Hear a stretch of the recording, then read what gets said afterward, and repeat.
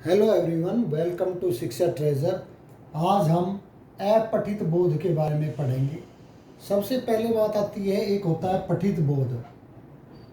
पठित बोध में क्या आता है कि ये हमारी पाठ्य पुस्तक में से जो भी हम पढ़ते हैं अपनी कक्षा के अंतर्गत, जो हमारी पाठ्य पुस्तक है हिंदी की, तो उनमें से कोई भी आ जाता है। कोई कविता से संबंधित आ जाता है या कोई पाठ से संबंधित आ जाता है, तो वो पठित बोध कहलाता है।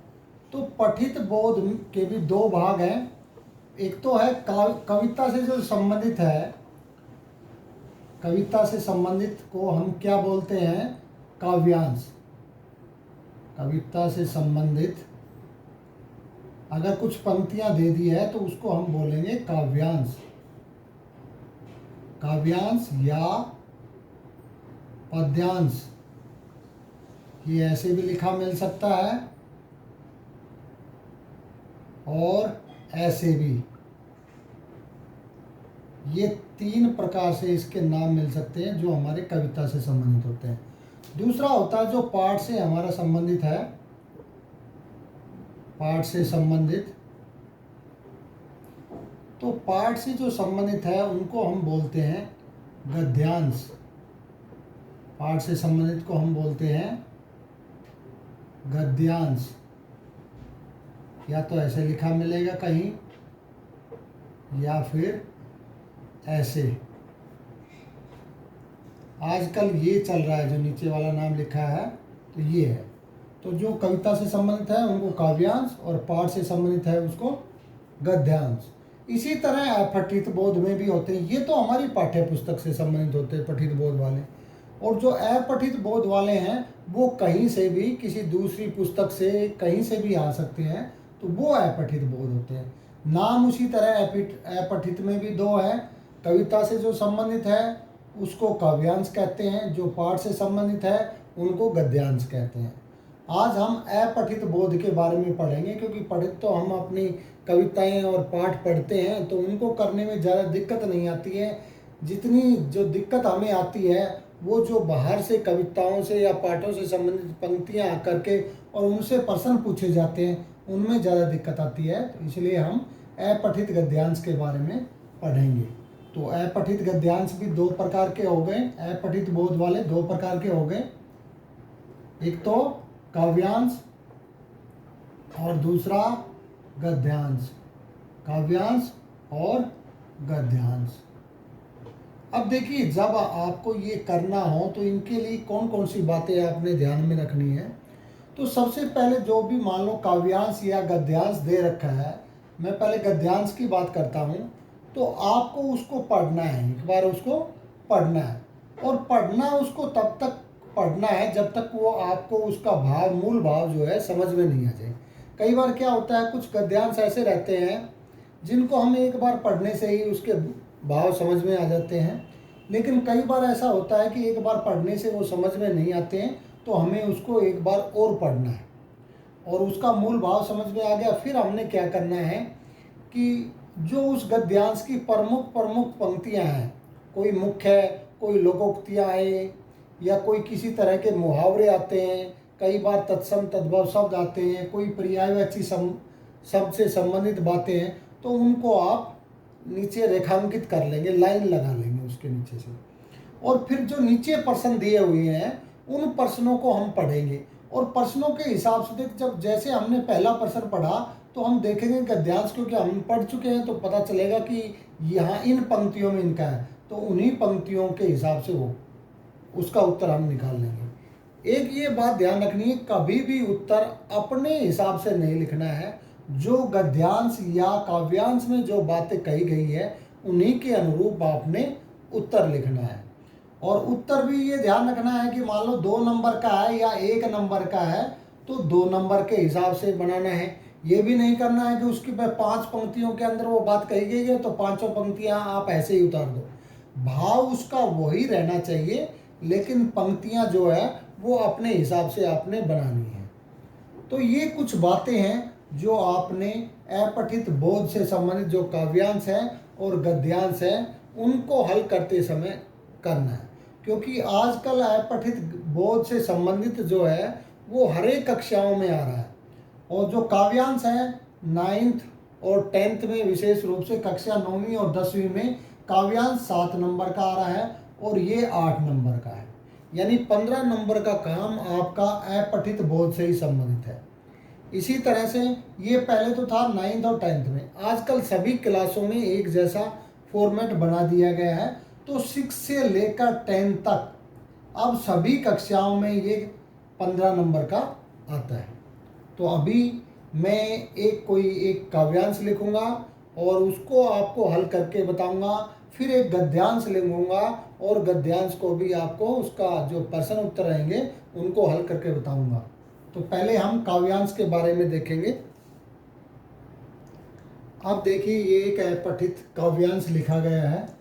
सौ यज्ञों से बढ़कर भूखों को भोजन दे देना, सौ तीर्थों से है बढ़कर वृद्धों की सेवा कर देना। बहुत बड़ा है वेद पाठ से सबको अपना बंधु समझना, जन जन से प्रेम दृढ़ाओ कहलाओ सपूत स्वदेश के। तो ऐसे आपके सामने कोई भी 4, 5, 6 पंक्तियां या इससे ज़्यादा भी आ जाती है और उन पंक्तियों के आधार पर नीचे कुछ प्रश्न दिए रखते हैं। उन प्रश्नों के उत्तर हमने इन पंक्तियों को ध्यान में रखते हुए ही देने होते हैं। जैसे यहाँ मैंने ये 4 प्रश्न लिखे हैं, कै, ख, ग और घ। क्या है? सैकड़ों यज्ञ करने से कौन सा कार्य बड़ा होता है। देखिए, पहले मैंने कहा किसी भी प्रश्न का उत्तर आपने छांटना है, लिखना है, तो पहले आपको पंक्तियों को ध्यान से पढ़ना। देखिए, पहले क्या करा कि भाई अगर हम 100 यज्ञ करते रहे, सैकड़ों हम यज्ञ कर ले, लेकिन कहते हैं उनसे वो पुण्य नहीं मिलता है, उनसे तो अच्छा काम है किसी भूखे को हम भोजन खिला दें। उसके बाद कह रहा कि तीर्थ स्थान की यात्रा, मान लो कोई सैकड़ों तीर्थ स्थानों पर घूमता है, तो कहता उससे वो चीज़ नहीं मिलती, उससे ज़्यादा तो अगर वृद्ध की हम सेवा कर दें तो उससे ज़्यादा पुण्य मिल सकता है। बहुत बड़ा है वेद पाठ से, जो वेद के पाठ पढ़ते रहते हैं, कहते वेद का पाठ पढ़ने से वो फायदा नहीं होता है जो सबको अपना बंधु समझना, जो हम आपस में भाईचारे के साथ रहते हैं, सभी को अपना समझ करके रहते हैं, वो ज़्यादा बड़ा काम है, ना कि वेद पाठ करना। उसके बाद है जन जन से प्रेम दृढ़ाओ। जन जन का मतलब हर एक व्यक्ति से हमने प्रेम को मजबूत करना है, और ऐसा अगर हम कहेंगे करेंगे तो हम ही कहलाएंगे अपने देश के सच्चे सपूत, अच्छे सच्चे योद्धा। ठीक है, तो ये ऐसे इनका अर्थ जब हमारी समझ में आ जाता है तो कोई भी किसी तरह का अगर प्रश्न पूछ ले तो उन प्रश्नों का उत्तर हम आसानी से दे सकते हैं। जैसे अब यहाँ देखिए, सैकड़ों यज्ञ करने से कौन सा कार्य बड़ा होता है। देखिए, सबसे पहले ही पंक्तियों में है यज्ञों से बढ़कर है भूखों को भोजन दे देना। अब ये देखिए उत्तर कैसे लिखना, आपने पंक्ति पूरी ऐसे ही नहीं उतारनी है, आपने ये लिखना है सैकड़ों यज्ञ करने से ये कौन सा कार्य बड़ा होता है। तो सैकड़ों यज्ञ करने से भूखों को भोजन खिलाने का जो कार्य है वो बड़ा होता है। इसके बाद दूसरा है तीर्थ भ्रमण करने से बेहतर क्या होता है। तो तीर्थ भ्रमण करने से बेहतर, अब देखिए तीर्थों का ये दूसरी पंक्ति में है वृद्धों की सेवा करना। तो तीर्थ भ्रमण करने से बेहतर है हम वृद्धों की सेवा करें, या ऐसे कह सकते हैं तीर्थ भ्रमण करने से वृद्धों की सेवा करना बेहतर है।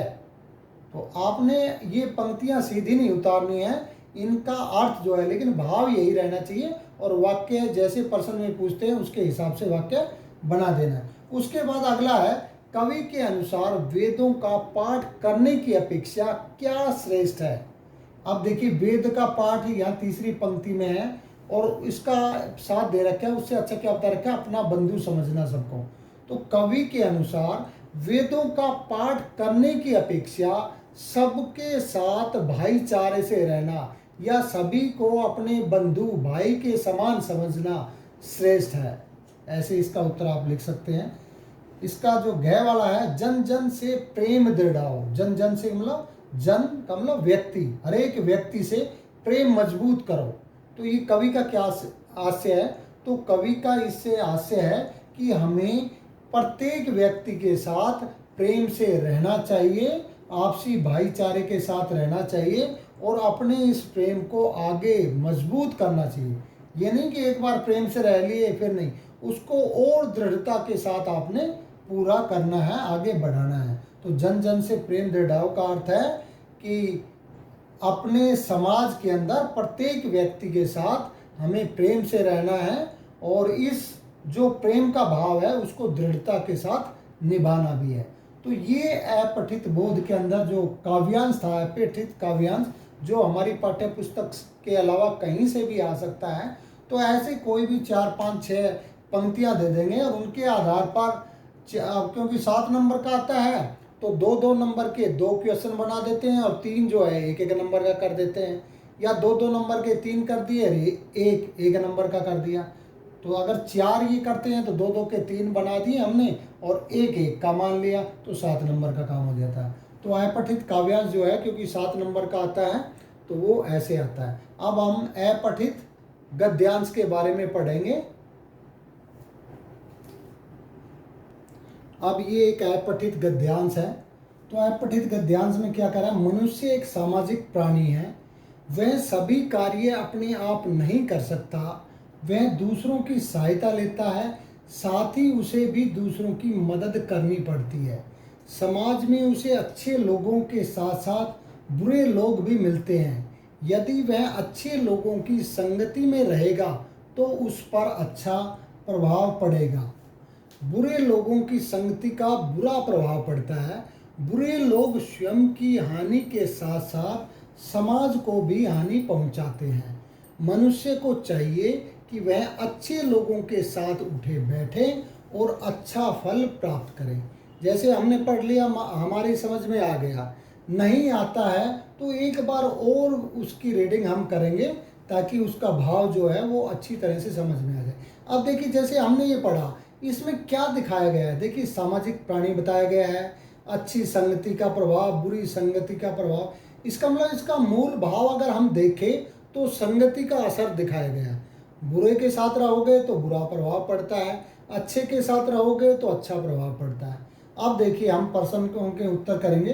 पहला है, मनुष्य को सामाजिक प्राणी क्यों कहा गया है। देखिए सामाजिक प्राणी का मतलब समाज में रहता है व्यक्ति और एक दूसरे की मदद करता है तो सामाजिक प्राणी है।